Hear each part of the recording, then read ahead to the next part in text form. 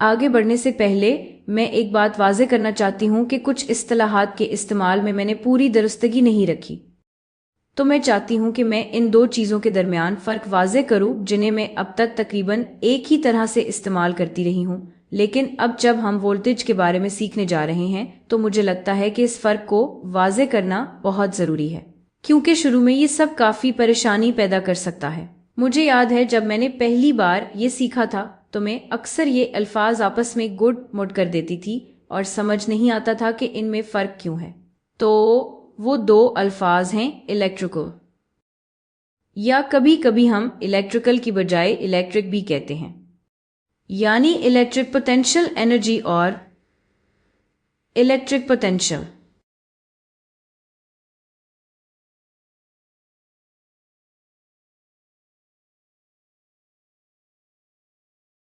मेरा ख्याल है कि पिछली वीडियो में भी मैंने ये दोनों तकरीबन एक ही तरह से इस्तेमाल किए थे और मुझे ऐसा नहीं करना चाहिए था। मुझे हमेशा इलेक्ट्रिकल या इलेक्ट्रिक पोटेंशियल एनर्जी ही कहना चाहिए था। और इनमें फ़र्क क्या है? इलेक्ट्रिकल पोटेंशियल का ताल्लुक एक चार्ज से होता है। ये ताल्लुक होता है एक पार्टिकल से जिसमें कुछ चार्ज हो। सिर्फ वही पार्टिकल एनर्जी रख सकता है। इलेक्ट्रिकल पोटेंशियल या इलेक्ट्रिक पोटेंशियल, इसका ताल्लुक पोजीशन से होता है। मिसाल के तौर पर अगर मेरे पास एक चार्ज है और मैं जानती हूं कि अगर वो किसी पॉइंट पर है जिसका इलेक्ट्रिक पोटेंशियल मालूम है तो मैं इस पॉइंट पर इलेक्ट्रिक पोटेंशियल एनर्जी निकाल सकती हूं। बस इस वैल्यू को चार्ज से ज़रब देके मैं आपको कुछ मिसालें देती हूं। फर्ज करें कि मेरे पास एक इन्फिनिट यूनिफॉर्मली चार्ज्ड प्लेट है ताकि हमें कैलकुलस ना करना पड़े और हमारे पास एक यूनिफॉर्म इलेक्ट्रिक फील्ड हो। फर्ज करें कि ये प्लेट है, मैं इसे सीधा बना रही हूं ताकि थोड़ा अंदाज बदल जाए। और फर्ज करें कि इस पर पॉजिटिव चार्ज है, पॉजिटिवली चार्ज प्लेट। और फर्ज करें कि इलेक्ट्रिक फील्ड आप जानते हैं ये मुस्तकिल है। ठीक है, ये मुस्तकिल है। चाहे हम कोई भी पॉइंट लें, ये जितनी भी फील्ड लाइंस हैं, ये जितने भी फील्ड वेक्टर्स हैं, इन सब की पैमाइश एक जैसी होनी चाहिए क्योंकि इलेक्ट्रिक फील्ड के मैग्नीट्यूड में कोई फर्क नहीं आ रहा और ये बाहर की तरफ पुश कर रही है। क्योंकि हम जब भी फील्ड लाइंस बनाते हैं तो हम ये फर्ज करते हैं कि हमारे पास टेस्ट चार्ज पॉजिटिव है, इसलिए ये बाहर की तरफ पुश करती है। तो अगर मैं आपसे पूछूं, फर्ज करें मेरे पास एक कूलम चार्ज है। असल में मैं इसे 2 कूलम कर लेती हूं ताकि बात अच्छी तरह समझ आ जाए। फर्ज करें मेरे पास यहां 2 कूलम चार्ज है, 2 कूलम, और ये पॉजिटिव है। पॉजिटिव 2 कूलम चार्ज है और ये शुरू में पता नहीं कहां से। फर्ज करें ये 3 मीटर दूर से शुरू होता है और मैं इसे 2 मीटर अंदर लाना चाहती हूं। मैं इसे 2 मीटर अंदर लाना चाहती हूं तो ये 1 मीटर दूर रह जाएगा। तो फिर इस पार्टिकल की इलेक्ट्रिक या इलेक्ट्रिकल पोटेंशियल एनर्जी का फर्क इस पॉइंट पर और इस पॉइंट पर क्या है?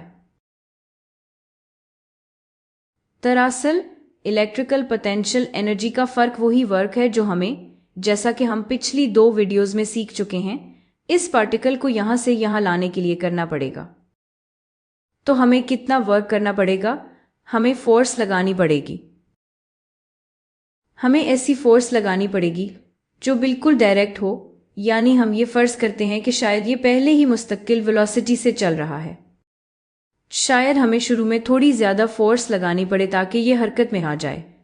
हमें जो फोर्स लगानी है वो बिल्कुल उलट होगी, यानी इलेक्ट्रिक वो फोर्स जो कूलम्स लॉ के जरिए आती है इसके बिल्कुल मुखालिफ, यानी इलेक्ट्रोस्टैटिक फोर्स। तो वो कौन सी फोर्स है जो हमें लगानी पड़ेगी? दरअसल हमें ये जानना होगा कि इलेक्ट्रिक फील्ड क्या है, जो मैंने अभी तक आपको नहीं बताया। अभी मुझे ख्याल आया जैसे आपको कुछ बताना है। तो फर्ज करें ये जितनी भी इलेक्ट्रिक फील्ड लाइंस हैं, पता नहीं, फर्ज करें ये 3 न्यूटन्स पर कूलम है। तो किसी भी पॉइंट पर इस फील्ड की तरफ से इस पार्टिकल पर कितनी फोर्स लग रही है। दरअसल इस पार्टिकल पर इलेक्ट्रोस्टैटिक फोर्स इलेक्ट्रिक फील्ड ज़रब चार्ज के बराबर है। मैंने अभी इलेक्ट्रिक फील्ड की वैल्यू 3 न्यूटन्स पर कूलम ज़रब 2 कूलम्स, ये बनता है 6 न्यूटन्स। तो किसी भी पॉइंट पर इलेक्ट्रिक फील्ड इस तरफ पुश कर रही है, तो इस पार्टिकल को इस तरफ पुश करने के लिए मुझे बिल्कुल इस फोर्स को ख़त्म करना होगा, और असल में मुझे इसे शुरू में हरकत भी देनी होगी। और मैं जानती हूँ कि मैं ये बार बार कह रही हूँ, मैं बस ये बात आपको अच्छी तरह समझाना चाहती हूँ। तो मुझे 6 न्यूटन्स की फोर्स बाएं तरफ लगानी होगी, और ये फोर्स 2 मीटर तक लगानी होगी ताकि पॉइंट यहाँ आ जाए। तो कुल वर्क बराबर है 6 न्यूटन्स ज़रब 2 मीटर के, जो बनता है 12 न्यूटन मीटर्स या 12 जूल्स। तो हम कह सकते हैं कि इलेक्ट्रिकल पोटेंशियल एनर्जी और एनर्जी हमेशा जूल्स में होती है। इस पॉइंट और इस पॉइंट के दरमियान इलेक्ट्रिकल पोटेंशियल एनर्जी का फर्क 12 जूल्स है, या एक और तरीके से कहीं तो ये और इनमें से किसका पोटेंशियल ज्यादा है, तो ये वाला ज्यादा है, ठीक है, क्योंकि इस पॉइंट पर हम इस चीज के ज्यादा करीब हैं जो इसे रिपेल करने की कोशिश कर रही है। तो अगर हम इसे बस छोड़ दें तो ये इसी सिम्प में एक्सेलरेट करना शुरू कर देगा, और इस एनर्जी का ज्यादा हिस्सा काइनेटिक एनर्जी में तब्दील हो जाएगा जब तक हम इस पॉइंट तक पहुंचे, ठीक है। तो हम ये भी कह सकते हैं कि इस पॉइंट पर इलेक्ट्रिक पोटेंशियल एनर्जी 12 जूल्स ज्यादा है इस पॉइंट की इलेक्ट्रिक पोटेंशियल एनर्जी से। अब ये तो थी पोटेंशियल एनर्जी। इलेक्ट्रिक पोटेंशियल क्या है? दरअसल इलेक्ट्रिक पोटेंशियल हमें यह बताता है कि फी यूनिट चार्ज कितना वर्क करना पड़ेगा, ठीक है। ये जो इलेक्ट्रिक पोटेंशियल एनर्जी की, वो तो बस ये था कि कुल कितना वर्क चाहिए इसे यहां से यहां तक लेकर जाने के लिए। इलेक्ट्रिक पोटेंशियल कहता है कि फी यूनिट चार्ज कितना वर्क करना पड़ेगा, यानी किसी भी चार्ज को फी यूनिट चार्ज यहां से यहां लेकर जाने के लिए कितना वर्क चाहिए। तो हमारी मिसाल में जो हमने अभी की है, इसे यहां से यहां लेकर जाने के लिए कुल वर्क 12 जूल्स था, लेकिन फी चार्ज कितना वर्क, यानी इसे वहां से यहां लाने के लिए फी चार्ज कितना वर्क लगा। तो वर्क फी चार्ज बराबर है 12 जूल्स। किसके लिए? वो क्या था? वो कौन सा चार्ज था जिसने हरकत की थी? वो 2 कूलम क्या था? तो ये बराबर है 6 जूल्स फी कूलम के।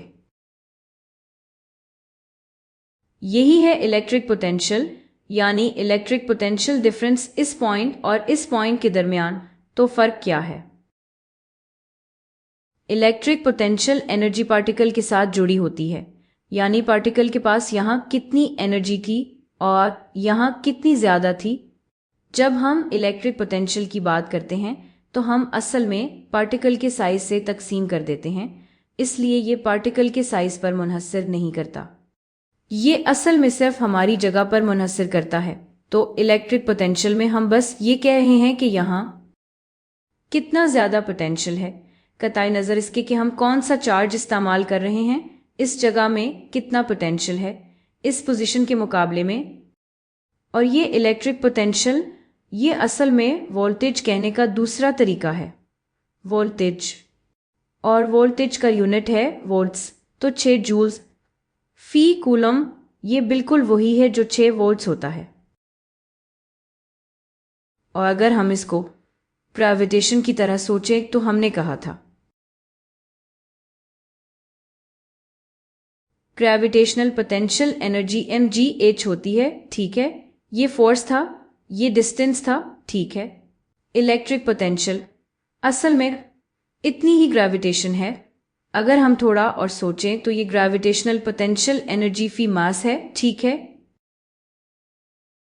तो अगर हमें ये जानना हो कि किसी भी पॉइंट पर ग्रेविटेशनल पोटेंशियल क्या है बगैर मास की परवाह किए तो हम मास से तकसीम कर देते हैं और ये हो जाता है ग्रेविटी की एक्सेलरेशन ज़रब हाइट।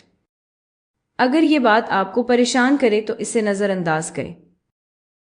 तो वोल्टेज में क्या फ़ायदा है? ये हमें बताता है कि चाहे चार्ज कितना भी छोटा या बड़ा हो, या पॉजिटिव हो या नेगेटिव, अगर हम दो मुख्तलिफ जगहों पर हों तो पोटेंशियल एनर्जी में कितना फ़र्क आएगा। तो इलेक्ट्रिक पोटेंशियल में हम स्पेस के पॉइंट्स का मवाजना कर रहे हैं। इलेक्ट्रिक पोटेंशियल एनर्जी में हम मवाजना कर रहे हैं चार्जेस का स्पेस के पॉइंट्स पर। उम्मीद है मैंने आपको उलझाया नहीं। अगली वीडियो में मैं कुछ सवाल हल करूंगी जिनमें हम इलेक्ट्रिक पोटेंशियल डिफरेंस या वोल्टेज डिफरेंस निकालेंगे दो पॉइंट्स के दरमियान स्पेस में, बजाय इसके कि चार्ज को दो मुख्तलिफ पॉइंट्स पर देखें। मैं आपसे अगली वीडियो में मिलूंगी।